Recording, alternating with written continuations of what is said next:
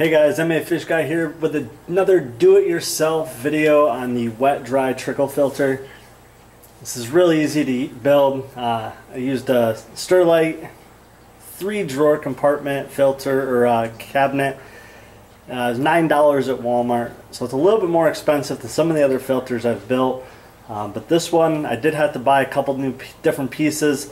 But this is what I like about this. It provides all 3 stages of your filtration: your mechanical, biological, and your chemical. So that's what I really like about this. And the beneficial bacteria really needs that oxygen, so when the water is trickling down through the different layers, it's great for the beneficial bacteria. So with these, they're really not tough to build.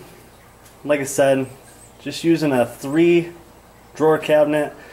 There's also 5, there's 6, there's 2, there's pretty much you can get single layers and build it as much as you want, but I figured the 3-layer would probably be the best just for some of the different media I can add to it. But what I do like about this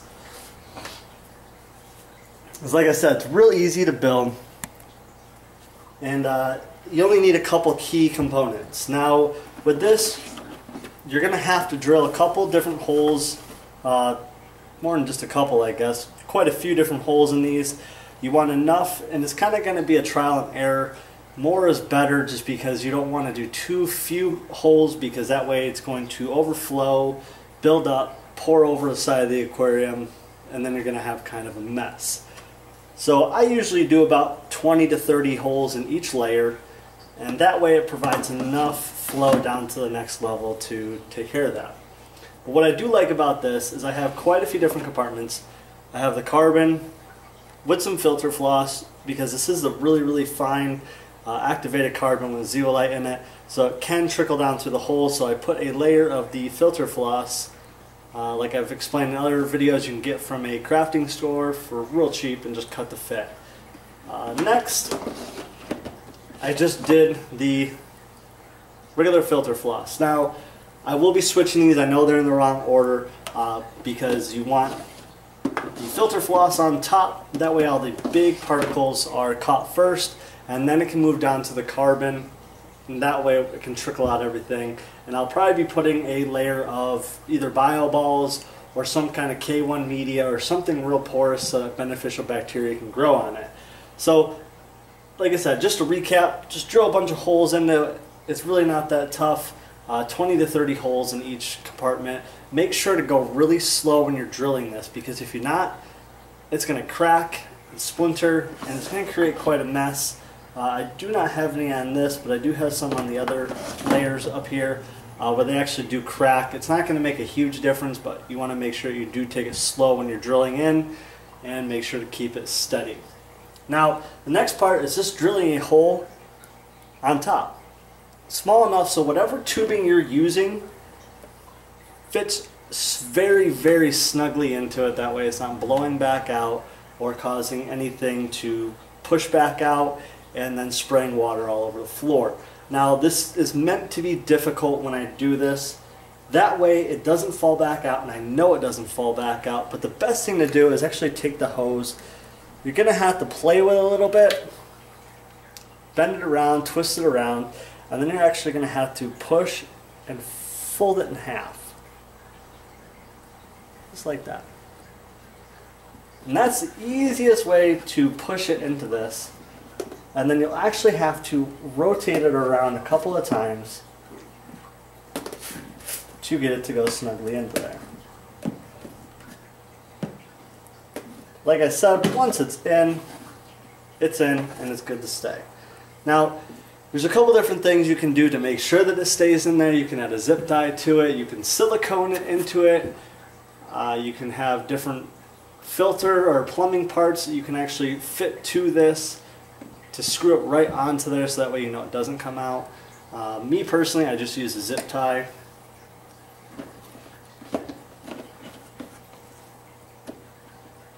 And that fits right up onto it. So the next part is, what do you hook it to? Now this isn't going to filter itself. It's not gravity fed. It actually sits on top of the aquarium and trickles back down. So what's nice about this is you only need one source to blow the water up into the filter, and that's it. Now I have a Powerhead nozzle right here. Just for ease of purpose of installing this, I'm just going to do it now. So basically all I'm doing is popping this onto it. Now there's really no need to worry about the hose coming off, but if you are worried about it, you can do a zip tie as well, or you can silicone it onto there. But with this part being under the water, there's really not a whole lot of worry about it coming off. Because if it does, it's just going to keep blowing into the aquarium and no big deal whatsoever. Unless you have it sticking out of the water or pointing straight up, then it might cause a little bit of a problem. But other than that, it's really not too hard to do. So next I'm going to show you how to install this. Like I said, it's really not hard to build. Just drilling a couple different holes, applying some of your media into it, and that's pretty much it. Like it says, it provides all 3 stages of the filtration. So here we go. This is going to be how to install it next. Okay, so right here I put it onto the filter or onto the tank, and like I said, what this does is it actually sits above the aquarium. Now this is nice because, like I said, it only needs one power head to pump the water in, and then gravity does the rest. Now there are other methods out there that drain into like a sump, then they're pumped back into the aquarium, and that's fine. You can do it both ways. But what I do like about this is, like I said, it's gravity fed. You don't have to worry about it. It's only one power head you have to worry about. So with this, when you turn the power head on, it's going to flow up into the box, into the top, and filter down through all the different shelves. Now what I do, because this is a fish tank, of course, with fish in it, fish like to tend to jump out. So you need a way to keep them in. And what a perfect way to do it than the egg crate that I have right on it here. Now you can buy these at any hardware store. They're only a couple of dollars. You can buy them in different sizes, big sheets. If you have multiple tanks that you want to do this with, it's not a problem. So what I do is, like I said, it trickles right down through that, and there's no problem whatsoever. And that way no fish can jump out, no fish can, or anything could kind of fall in that's big, and the water flows through unrestricted. Now I'm going to plug this in and show you how it works.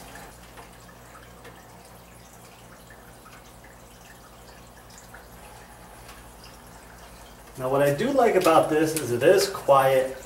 It's really not noisy. You can hear a little trickling noise. That's fine. If you want to reduce that, you can drill more holes into it. But what I like about this is it trickles right down through. Let me pull this out real quick. And you can see the water draining down through.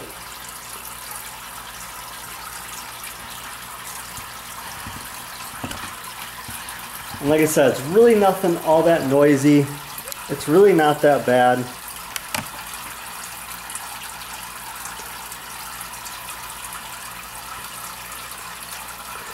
But once you add the drawer back in, it quiets it right down, so it's definitely not a problem, as you can see. So once I slide the drawer back in, lighten that up so that way you guys can definitely see the trickling effect.